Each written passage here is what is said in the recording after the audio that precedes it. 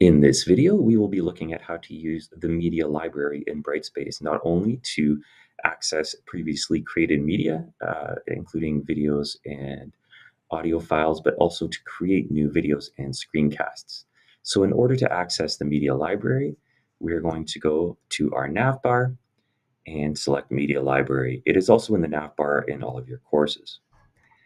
So once you're at the media library, you are going to see any media that you've created before, either videos or audio, any audio feedback you've given students will all be here. And you can pull that into any of your other courses or new courses at any point. So anytime you create a video, it will always exist here.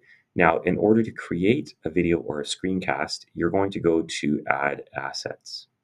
So you can either record audio or video. I'm going to select Record Video. So here, you can turn on the camera like that. You can turn off the camera. You can share your screen. If I select an entire screen, either way, you can go ahead and share your screen that you want to share. And then, seeing as I'm also recording this using this tool in another browser, I'm not going to be able to just show you the actual recording, but you just do the share screen, pick your screen, go start recording, and you can talk, you can point on the screen, you can do whatever. And it's just like those tools like Screencastify. It'll create that screen recording for you. Once you're done, you're going to select Finish Recording down here. It'll ask you to give it a name, and then you're going to save it. And once you do that, that video will now show up here. So once you have the video, you can actually go in and edit it. You can add captions. You can add chapters. There's lots of things you can do to it. But it is there now, available for you to add into any course.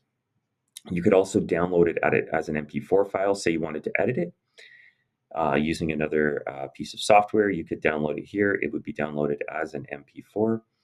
And then you could just, again, re-upload it to your media library.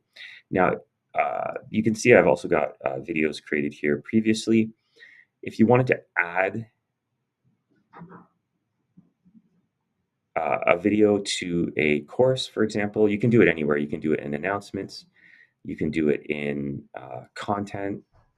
Let's say we're going to do it in an announcement. If I go New Announcements, and I want to add that video that I just created in Media Library, I would just go to Insert Stuff, go to Media Library, which is right here, and all of my videos are here. I would just select any video I wanted, go next,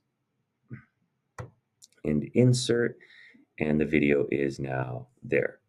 So not only does Media Library kind of house all of the media you've created, audio and video, from all your other courses and allow you to access it easily, it also allows you to create videos or screencasts very easily that can help you to communicate with your students in different ways, and then share that with them.